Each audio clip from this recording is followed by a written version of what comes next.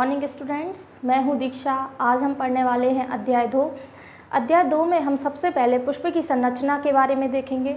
जितने भी प्लांट्स होते हैं उनके मुख्य रूप से दो भाग होते हैं। पहला भाग जो होता है वो होता है कायिक भाग और सेकंड होता है प्रजनन भाग। तो जो पुष्प होता है वो प्रजनन का कार्य करता है, परागण की क्रिया पुष्प में संपन्न होती है। तो पुष्प की संरचना किसके अंतर्गत आती है? प्रजनन भाग के अंतर्गत, मतलब रिप्रोडक्टिव भाग के अंतर्गत आती है। तो हम आज पढ़ने वाले हैं पुष्प की संरचना।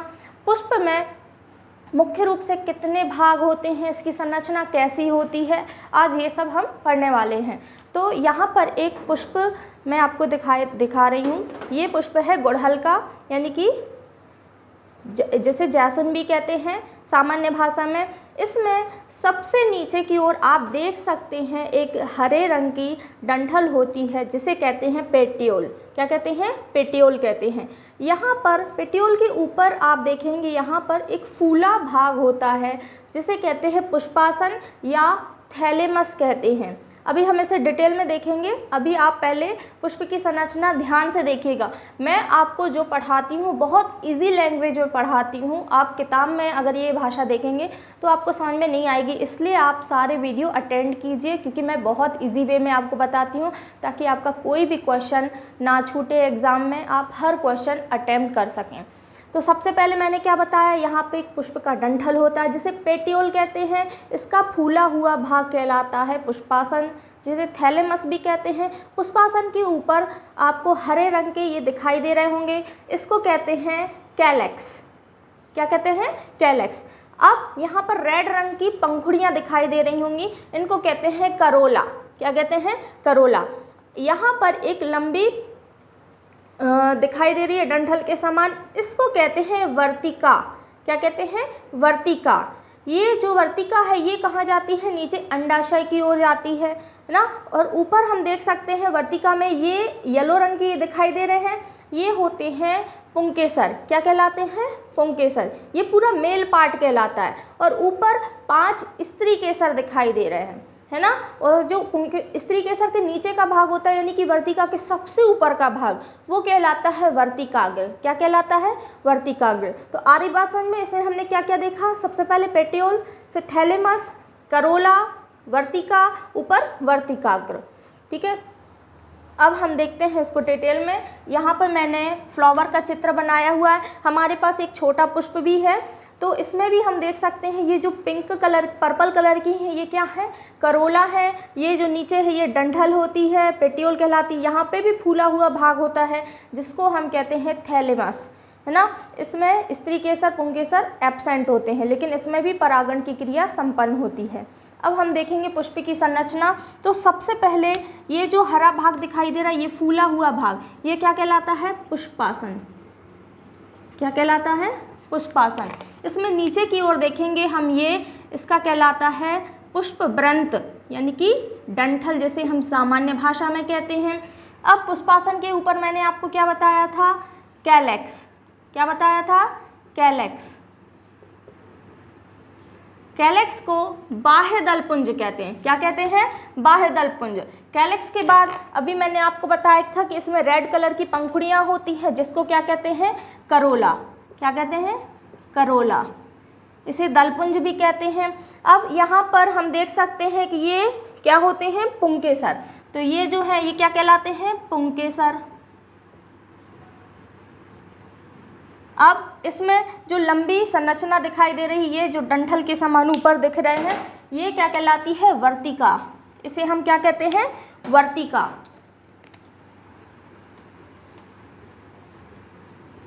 और वर्तिका के ऊपर का भाग कहलाता है वर्तिकाग्र। क्लियर? तो ये पॉइंट्स कुछ फ्लावर में पाए जाते हैं। अब यहाँ से हम देखेंगे वर्तिका से होते हुए अंदर की ओर ये जो संरचना है ये कहलाती है अंडाशय।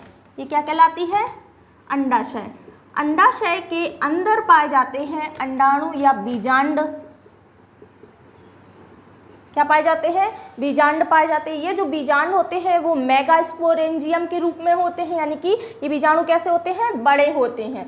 वर्तिकाग्र, वर्तिका, अंडाशय और अंडाणु यानी कि बीजांड, इन सब को मिलाकर के कहते हैं जायांग। क्या कहते हैं? जायांग, यानी कि गायनोशियम। और पुंकेसर और इसका जो योजी होता है या जहाँ ये जुड़ा होता है इसको कहते हैं योजी, और ये इसका जो डंठल होता है उसको कहते हैं पुतंतु। इन तीनों को मिलाकर के कहते हैं, इसका नर भाग कहलाता है पुमंग। क्या कहलाता है? पुमंग, जिसे एंड्रोशियम भी कहते हैं। ये पुमंग लिखा है, तो आप सभी चित्र बना लीजिए, पहले इसको अच्छे से नामांकित कर दीजिए, फिर इसके बारे में आप डिटेल में बताइए। तो सबसे पहला पॉइंट हमने क्या देखा था इसमें? पुष्पव्रंत। पहला पॉइंट क्या देखा था?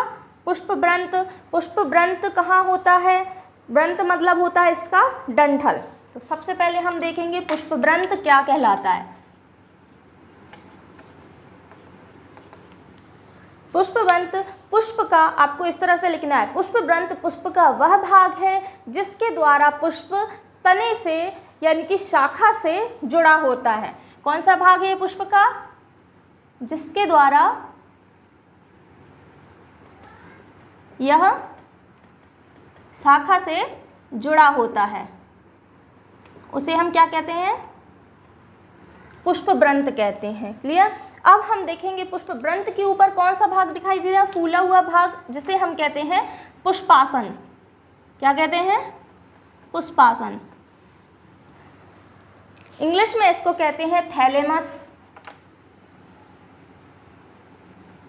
और इसको कहते हैं पेटियोल। थैलेमस के बारे में हम देखेंगे तो पुष्पासन पुष्प का वह भाग है जिस पर पुष्प के सभी भाग पाए जाते हैं। पुष्प के कितने भाग हैं? 4 भाग होते हैं मुख्य। तो वह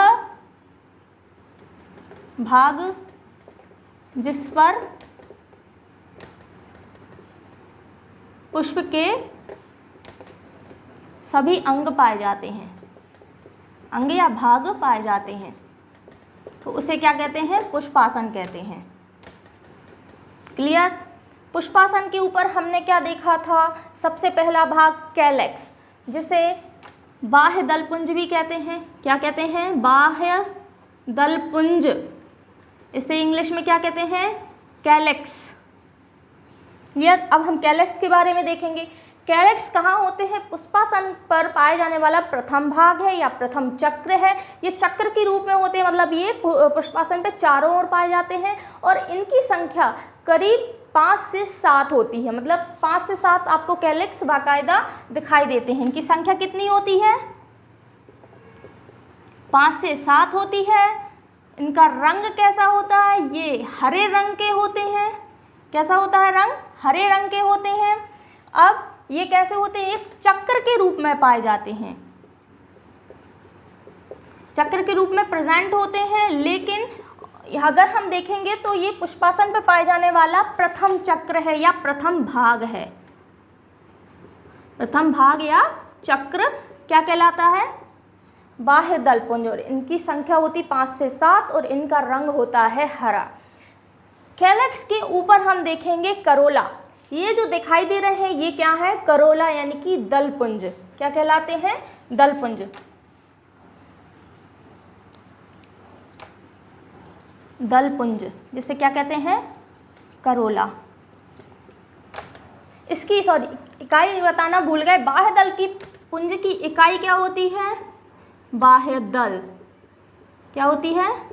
बाह्य दल, जिसे इंग्लिश में कहते हैं सेपल। क्या कहते हैं? सेपल।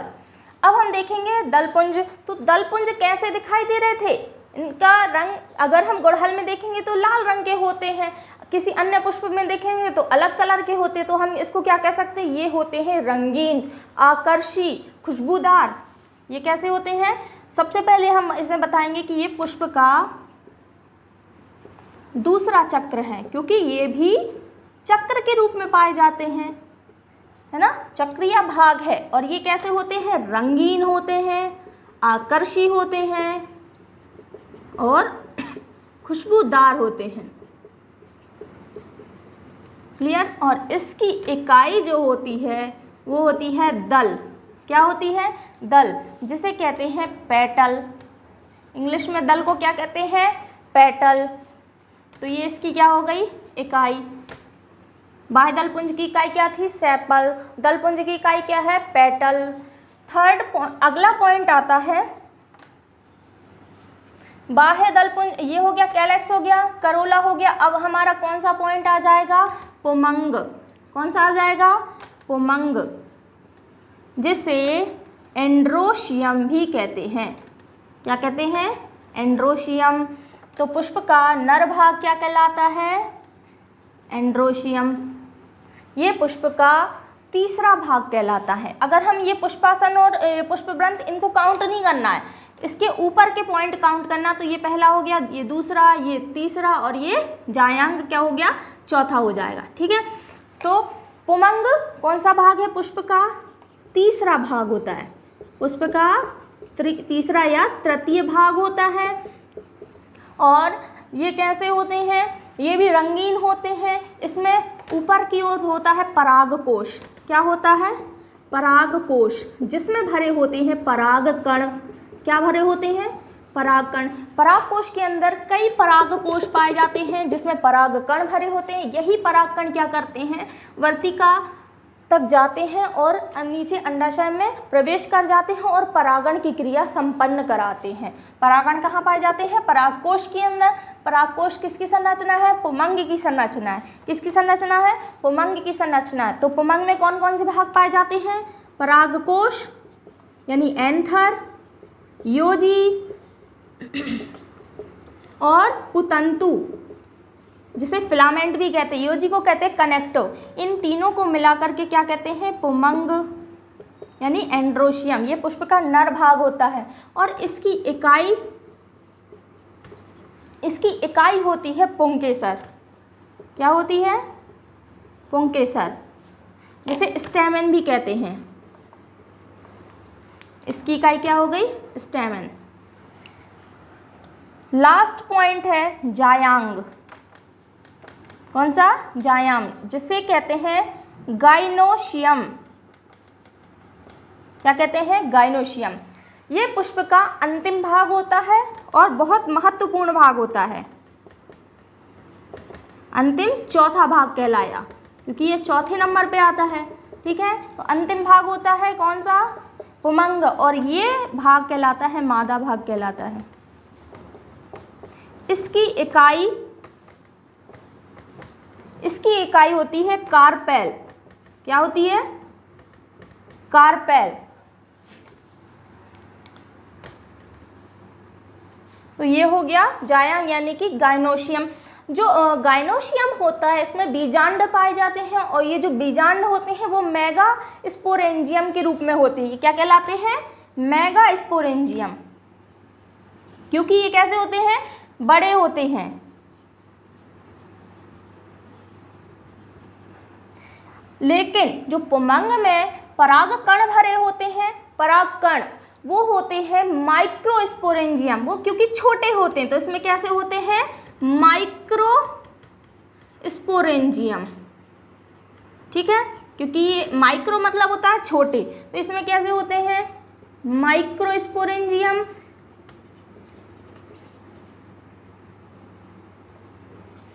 माइक्रोस्पोरेंजियम को लघु बीजाणु भी कहते हैं। हिंदी में क्या कहते हैं? लघु बीजाणु।